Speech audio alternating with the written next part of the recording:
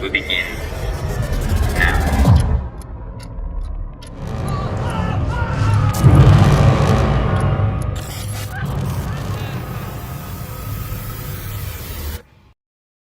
ये बात है सन 1947 की, जब कुछ पागल रशियन साइंसदानों ने एक ऐसा एक्सपेरिमेंट करने का सोचा जिसने इंसानियत की सारी हदें पार कर दी। ये खौफनाक एक्सपेरिमेंट रशियन आर्मी के ज़रिए निगरानी किया जा रहा था। 5 ऐसे कैदियों को चुना गया जिन पे इल्ज़ाम था कि वो इस मुल्क के खिलाफ हैं और जिनको सज़ाए मौत सुनाई जानी थी। उन कैदियों को बगैर सोए पूरे 30 दिनों तक एक चैम्बर में बंद रहना था। मगर बात सिर्फ इतनी सी नहीं थी, उन कैदियों के साथ साथ रिसर्चर्स ने एक ऐसी जहरीली गैस भी छोड़ रखी थी उस चैम्बर में जिससे उन कैदियों को नींद ना आए।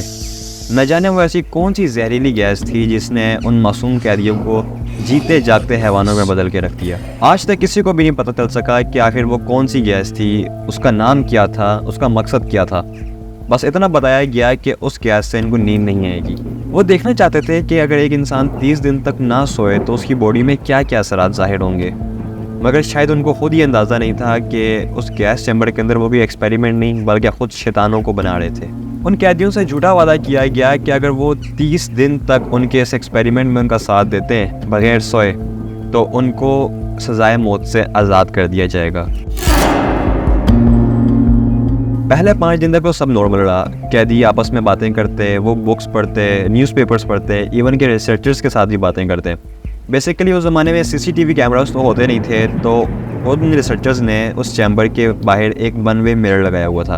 अब वो वन वे मिरर ऐसे काम करता है कि बाहर से वो देखेंगे तो उनको तो अंदर कैदी नज़र आएंगे, मगर उन कैदियों को बाहर कुछ नज़र नहीं आएगा। उनको सिर्फ अपना रिफ्लेक्शन नज़र आएगा, जैसे वो एक नॉर्मल शीशा देख रहे हो। तो वहाँ से वो उन कैदियों पे नज़र रखते थे। 5 दिनों तक सब कुछ सही चल तो रहा था, लेकिन वो कैदी आहिस्ता आहिस्ता कुछ भयानक बातें करने लगे थे, कुछ डार्क किस्म की बातें, ऐसी खौफनाक बातें जो शायद एक आम इंसान के लिए नॉर्मल ना हो। एक्सपेरिमेंट के 9वें दिन, जहाँ सब कुछ बस एक हद तक ही नॉर्मल था, एक कैदी अचानक से चीखने चिल्लाने लग जाता है। वो इतनी ज़ोर ज़ोर से चीखता है कि उसके गले की वोकल कॉर्ड्स फट जाती हैं, जहाँ से हमारी आवाज़ निकलती है, और अब वो कैदी मुकम्मल तौर पे खामोश हो जाता है। मगर इससे ज़्यादा हैरान करने वाली बात पता है क्या है? जो बाकी के 4 कैदी थे ना उस कमरे में, उनको कोई फ़र्क नहीं पड़ा। वो बिल्कुल पुरसुकून और शांत होकर अपनी अपनी जगह पे बैठे हुए थे, जिस तरह के उनको पता ही नहीं कि इस कमरे में क्या हो रहा है। उसके बाद एक कैदी उठता है और वो भी ज़ोर ज़ोर से वैसे ही चीखना चिल्लाना शुरू कर देता है जैसा कि पहले वाला कैदी कर रहा था। वो पूरे कमरे में भागता है इधर उधर और साथ वो चीखें मार रहा होता है। तो जब वो ऐसा कर रहा होता है तो बाकी के कैदी उठते हैं और वो उस वन वे शीशे को कवर करना शुरू कर देते हैं। वो मिरर जिससे उन रिसर्चर्स ने उन कैदियों पर नज़र रखी हुई थी, क्योंकि सिर्फ रिसर्चर्स ही उन कैदियों को देख सकते थे, कैदी उनको नहीं देख सकते थे। तो उनके पास जो बुक्स पड़ी थी, उन्होंने उन बुक्स के पेजेस पढ़ना शुरू किए और अपनी गलाजत के साथ उन्होंने उस वन वे मिरर को कवर करना शुरू कर दिया। अब रिसर्चर्स को कुछ नहीं पता था कि अंदर क्या चल रहा है, और थोड़ी ही देर बाद उस दूसरे कैदी की भी आवाज़ आना बंद हो जाती है। उसके बाद कुछ दिन गुजर जाते हैं और चैम्बर के अंदर से कोई ऐसा सिग्नल या कोई ऐसी आवाज़ नहीं आती जिससे उन रिसर्चर्स को आइडिया हो सके कि अंदर मौजूद कैदी जिंदा है भी कि नहीं। तो उस ज़माने में सीसीटीवी कैमरास तो होते नहीं थे, तो उन्होंने उस चैम्बर के अंदर स्पीकर्स लगाए हुए थे। उन्होंने माइक में से आवाज़ दे के पूछा कि अगर तुम लोग जिंदा हो तो हमें इशारा दो, ताकि हमें आइडिया तो हो कि तुम लोग अंदर किस हाल में हो। जिसके जवाब में उन्होंने नहायत ही खौफनाक आवाज़ में सिर्फ इतना सा बोला, हाँ हम जिंदा हैं। बस, और कुछ भी नहीं। अब ये था एक्सपेरिमेंट का 15वां दिन, जब रिसर्चर्स ने डिसाइड किया कि वो आखिरकार इस गैस को बंद कर देंगे और चैम्बर में खुद जाके अंदर देखेंगे कि आखिर अंदर चल क्या रहा है। जब उन्होंने स्पीकर्स के थ्रू अनाउंसमेंट की कि इस गैस चैम्बर के गेट से आप लोग दूर हो जाए, हम अंदर आ रहे हैं, उन्होंने चीखना चिल्लाना शुरू कर दिया। उन्होंने कहा कि नहीं, हमें मज़ीद ये गैस चाहिए, हमें बाहर नहीं निकलना। No longer wish to be freed. Researchers ने ये अनाउंस किया कि हम अंदर आ रहे हैं, तो आप लोग गेट से दूर होकर खड़े हो जाएं, जो भी हमें करीब नज़र आया हम उसको गोली मार देंगे। आखिरकार वो गैस को बंद करते हैं और दरवाज़ा खोल के उस गैस चैम्बर के अंदर जाते हैं।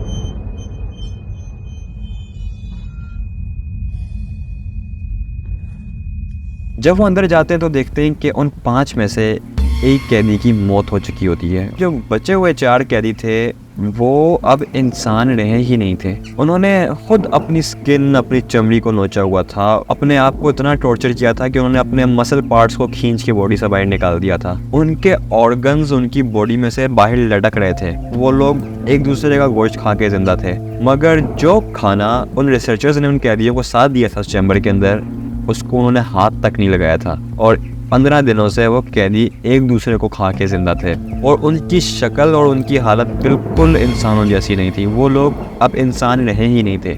जब उन कैदियों को ज़बरदस्ती घसीट के उस चैम्बर से बाहर निकाला गया तो उन्होंने हमला करना शुरू कर दिया। इवन कि उन्होंने एक सोल्जर की जान ले ली।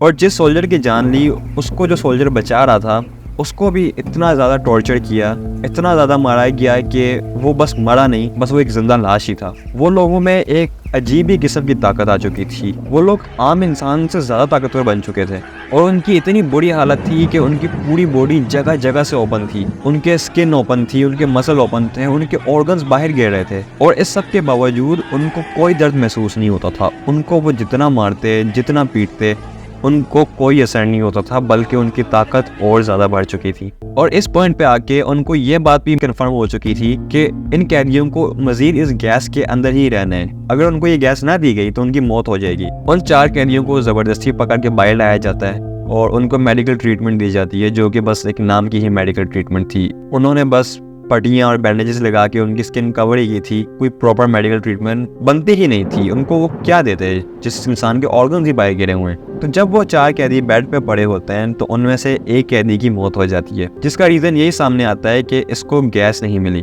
उनको वही जहरीली गैस चाहिए थी सर्वाइव करने के लिए। तो जो उस टाइम आर्मी कमांडर था जिसके ज़ेरे निगरानी ये सारे एक्सपेरिमेंट्स हो रहे थे, उसने रिसर्चर्स को ये कमांड दिया कि आप लोग इनको वापस चैम्बर में लेके जाओ और ये एक्सपेरिमेंट कंटिन्यू करो। मगर वो रिसर्चर्स इस चीज़ के बहुत सख्त खिलाफ थे, क्योंकि उनको जो नज़र आ रहा था शायद वो उस कमांडर के उस शैतानी जहर को सेटिस्फाई करने के लिए काफ़ी नहीं था। वो मज़ीद बदतर देखना चाहता था कि आखिर एक इंसान कितनी बदतर हद तक जा सकता है बगैर सोए, क्योंकि अभी तो सिर्फ 15 दिन ही हुए थे।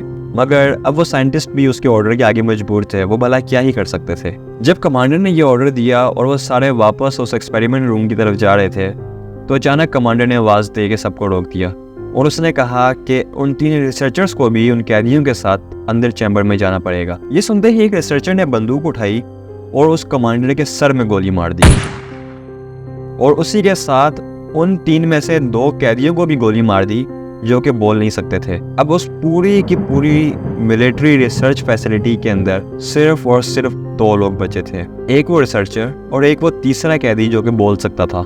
बाकी सब वहां से भाग चुके थे। साइंटिस्ट बहुत ज़्यादा डरा हुआ था। उधर बहुत ज़्यादा अंधेरा था और जगह जगह खून खराबा और साथ ही एक जनरल की लाश पड़ी हुई थी। तो उस साइंटिस्ट ने डर डर के किसी तरह हिम्मत की और उस कैदी से पूछा, मैं आखिर कैसे एक दरिंदे के साथ एक ही कमरे में रह सकता हूँ जो कि आप इंसान है ही नहीं? तुम आखिर हो कौन? तुम क्या चीज हो? जिसके जवाब में उस कैदी ने मुस्कुरा के उसकी तरफ देखा और कहा, अरे इतनी जल्दी भूल गए? हम वही शैतान हैं जो तुम लोगों के जहनों में पलते हैं।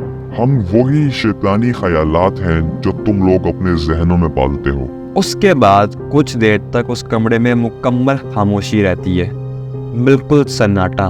उस पूरे कमरे को अंधेरे ने अपनी लपेट में लिया हुआ था और वो कैदी और रिसर्चर बस एक दूसरे को घूरी जा रहे थे। तो अचानक उस रिसर्चर ने अपनी बंदूक उठाई और उस कैदी के दिल में गोली मार दी।